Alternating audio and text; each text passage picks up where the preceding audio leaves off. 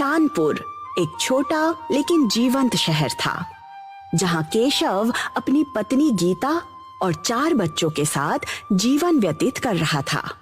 लेकिन एक दिन केशव और गीता का एक अपघात में देहांत हो गया। बेचारे केशव और गीता के 4 बच्चे सड़क पर आ गए।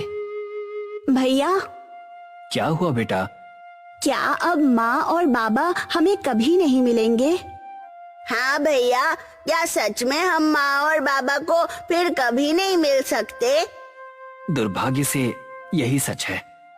भैया, मुझसे ये दर्द सहा नहीं जाता। मैं माँ और पापा के बिना नहीं जी सकता। गोलू, ऐसा नहीं बोलते। माना कि माँ और पापा हमारे साथ नहीं हैं, लेकिन अगर हम इस तरह से हार गए तो ये उन दोनों को बिल्कुल भी अच्छा नहीं लगेगा। हाँ भैया, सही कहा है गोलू ने। हमें हार नहीं माननी चाहिए। हाँ, और सामने आए संकट का डट कर सामना करना चाहिए। बिल्कुल सही कहा मेरी 2 छोटी छोटी बहनों ने। गीता और केशव के जाने के बाद राज ने पढ़ाई छोड़कर घर की जिम्मेदारी उठा ली थी। वो अपनी बाबा की तरह दिन रात मेहनत करता। आगे जाकर मीनू, टीनू और गोलू के पढ़ाई का खर्चा भी बढ़ने लगा।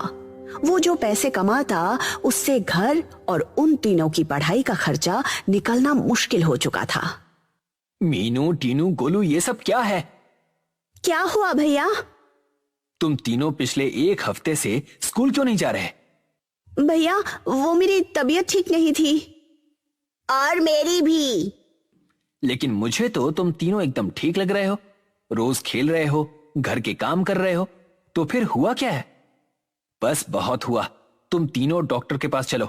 जरा मैं भी तो देखूं कि तुम तीनों को आखिर हुआ क्या है। चलो। नहीं नहीं, हमें नहीं जाना। तो सच बताओ कि आखिर बात क्या है? राज के पूछने पर मीनू अपने बैग से एक पर्ची निकालती है।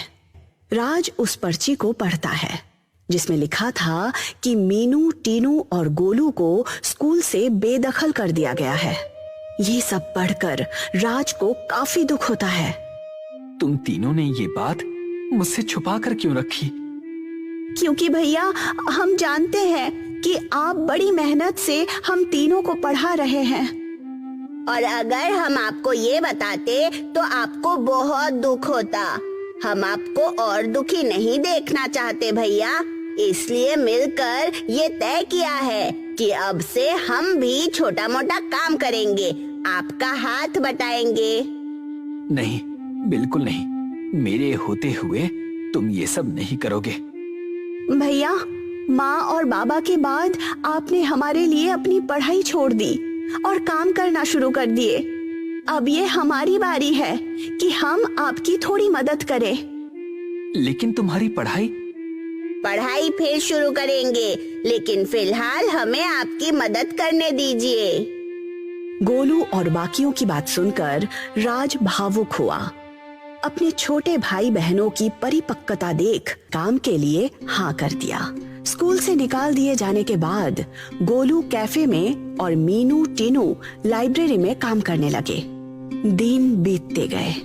गोलू, मीनू और टीनू की वजह से राज के सिर से जिम्मेदारियों का बोझ थोड़ा कम हो चुका था।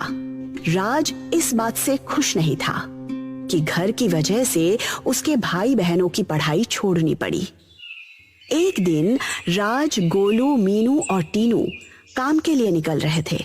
वो चारों बहुत देर से बस स्टॉप पर बस के लिए वेट कर रहे थे। तभी उन सब की मुलाकात उनके पुराने टीचर रजत से हुई। अरे बच्चों, मुझे पहचाना? टीचर, आप यहाँ कैसे? दरअसल